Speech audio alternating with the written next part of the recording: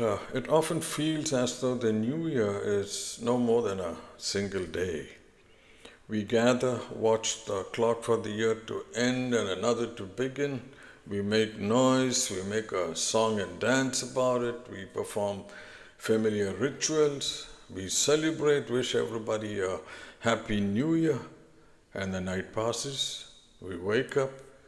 Without any real noticing, we step back into habit, into routine, into the old ways of thinking, reacting, and living. The day is done, God is in heaven, and everything is fine with the world. The new year is quietly abandoned, and we find ourselves back where we started, at the same inner crossroads, carrying the same unresolved weight. Another year has gone by, and if you're really honest, very little has changed. The story repeats itself so often that we stop questioning it. We begin to believe it's simply how life works. Time moves forward, but we remain more or less the same. But should it be so? What if the new year was never meant to be a celebration to be exhausted in the night, but a moment of reckoning? A pause long enough to ask, is the life I'm living aligned with who I truly am? What if instead of rushing back into the familiar, we use this moment to seek a new way? Not a louder life, not a busier one, but a truer one. A life that brings us back into contact with our essential self, the part of us that existed before expectations, before fear, before the need to perform. A life that invites us to look within, to listen rather than react, to remember rather than escape. The mystical path has never been about withdrawal from the world. It is about seeing the world clearly and choosing to live from depth instead of habit. Now, you might wonder why I sound like a modern day Cassandra, foretelling, warning, insisting. I dwell on it because there is nothing else that truly matters.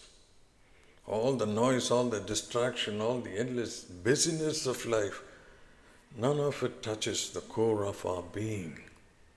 The only reality that matters is this one, the reality of our own existence. And yet, so many of us move through life asleep, unseen, carried along by habit, by fear, by the expectation of the world.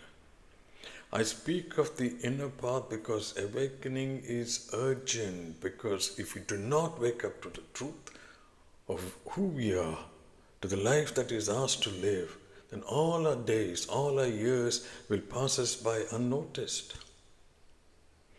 I speak of the mystical path not as an abstraction, not as a luxury, but as a lifeline, a way to reclaim the self that the world has tried to bury beneath noise, distraction, and illusion.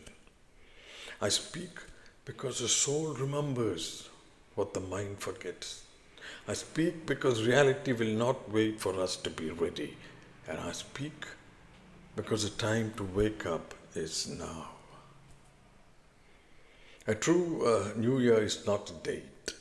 It's choosing day after day to remain awake, to remain human, to remain inwardly aligned even when the world pulls you back into the old grooves.